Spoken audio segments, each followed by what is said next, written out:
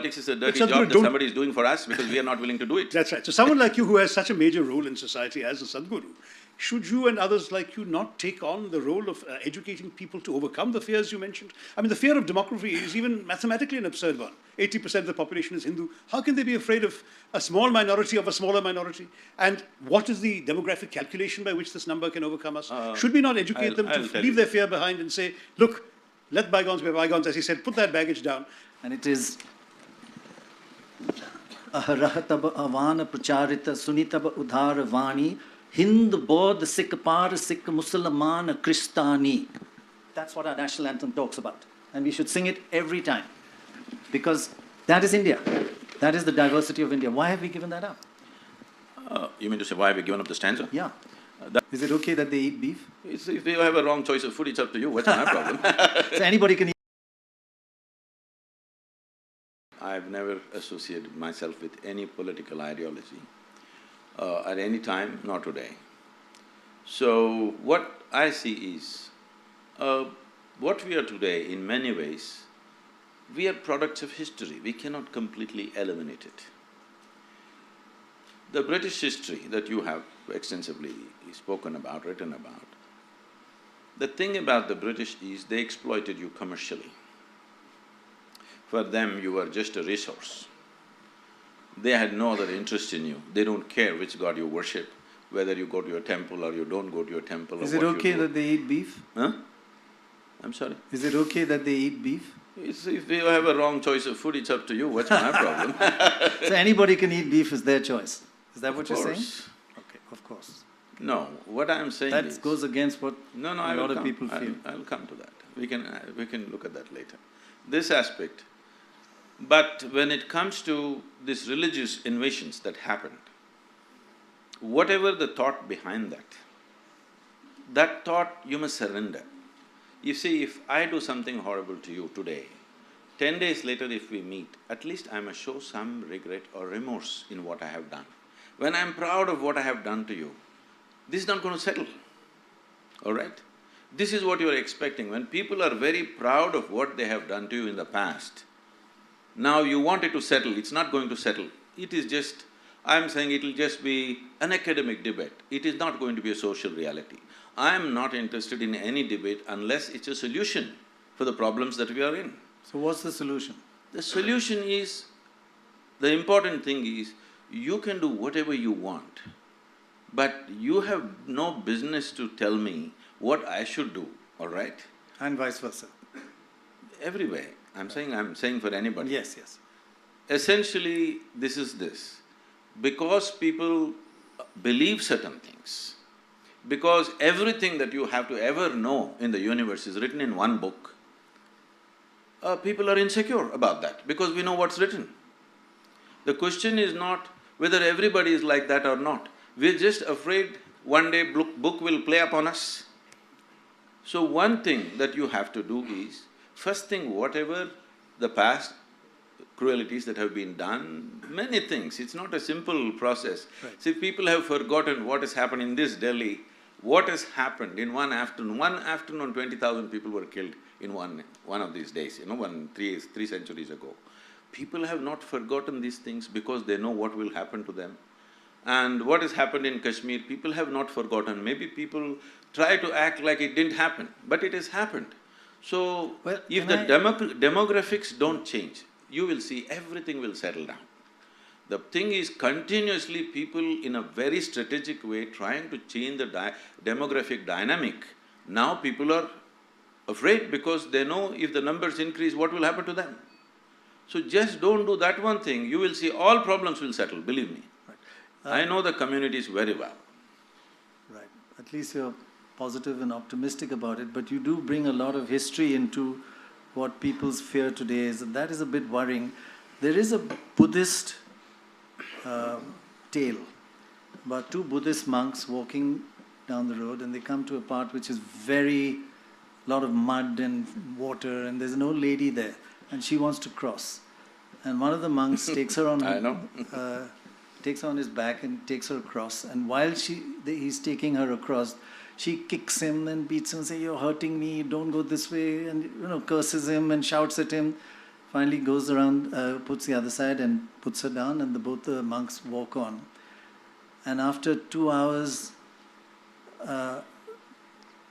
one monk says to the older one, "You know, that lady was so horrible and you didn't say anything. You just let her go. Why didn't you say something?"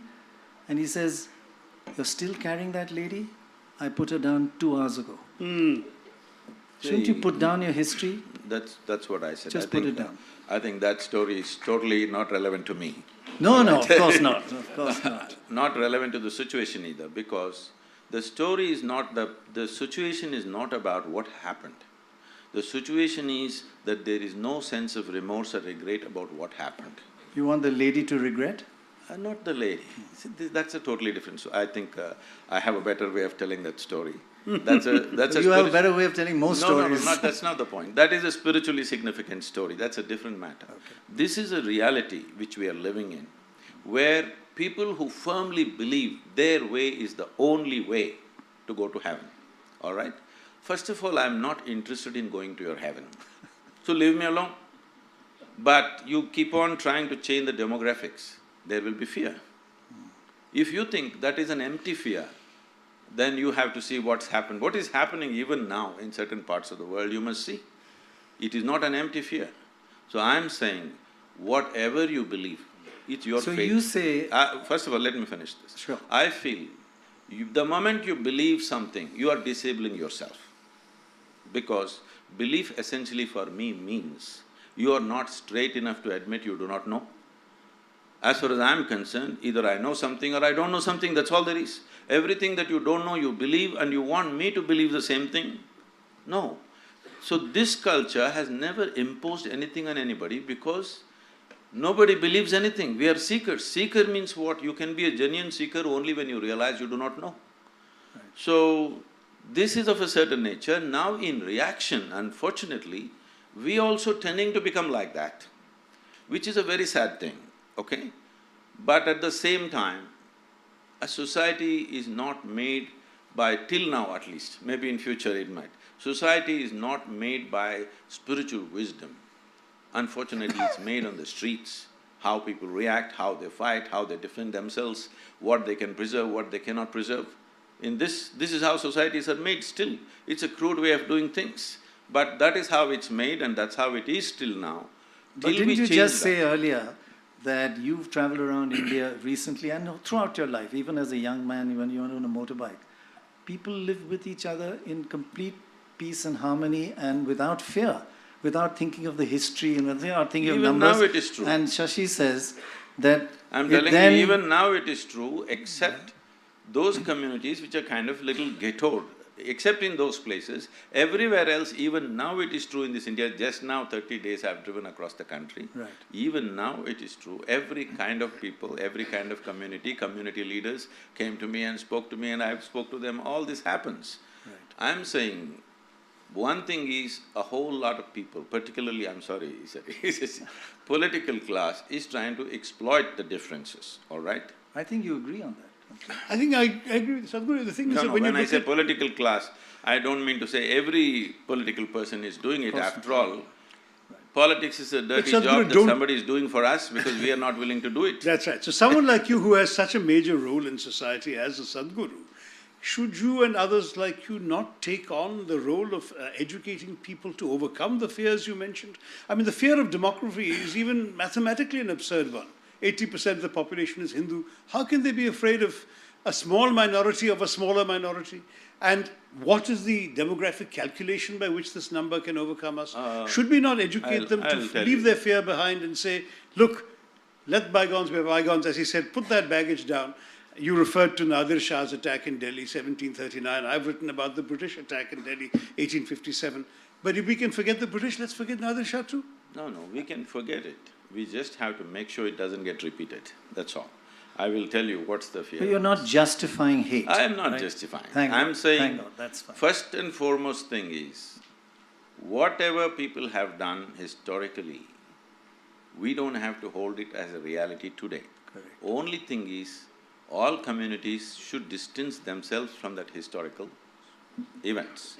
But I will tell you, wherever there is a certain majority, you will see all other things get naturally pushed out, totally, which is not the way this country has operated.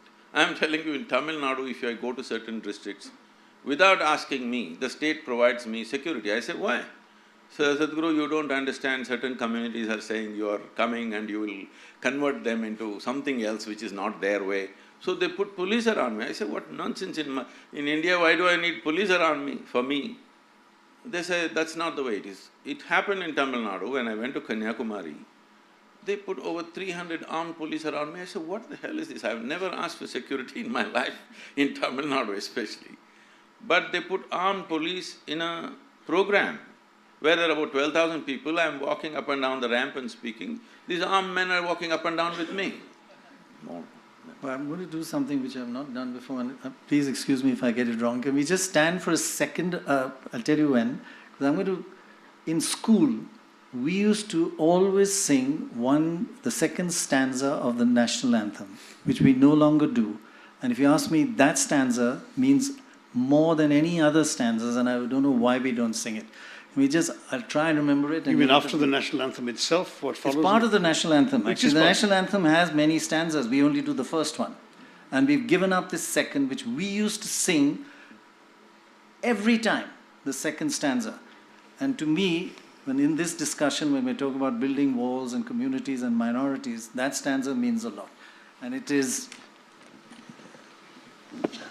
Aharahatab avana pracharita sunitab udhara vani Hind Bodh Sikh Par Sikh Musalman Kristani. That's what our national anthem talks about. And we should sing it every time. Because that is India. That is the diversity of India. Why have we given that up? You mean to say, why have we given up the stanza? Yeah. That's because they wanted to reduce it to 57 seconds. Technical not issues. Because, they should take not because that's not relevant, that's still relevant to us, but they wanted to make it less than 60 seconds. Right. So, and also they're singing it like speed national anthem, Okay. rapidly. So, very unfortunate, but I mean that you said this. See, we must understand one fundamental ethos of Indian psyche. We don't really have a problem what God you worship, because in the same family there are 32 gods and goddesses. And there is Ishwara Allah Tero Naam. No, that's okay, but I'm saying even before that. Yeah. See, every other form of whatever… I'll tell you one thing, you take one picture of some pious-looking man, usually they must be bearded if it's a man, and take it and give it to one old… I'm glad you didn't use the word God-man. I'll come to that God-man, I think I should restructure that one. If you give this picture to an old lady in some village and say, this is a great sage, she will keep it in her puja room and worship without knowing who the hell he is. Do you understand? That's true. This is the only culture which does that. So do not destroy that by imposing something forceful, you have to believe this, otherwise you're not this or that. You don't have to believe anything to be in this country, okay? You don't have to believe anything to be a part of this culture, because everybody can do their own thing.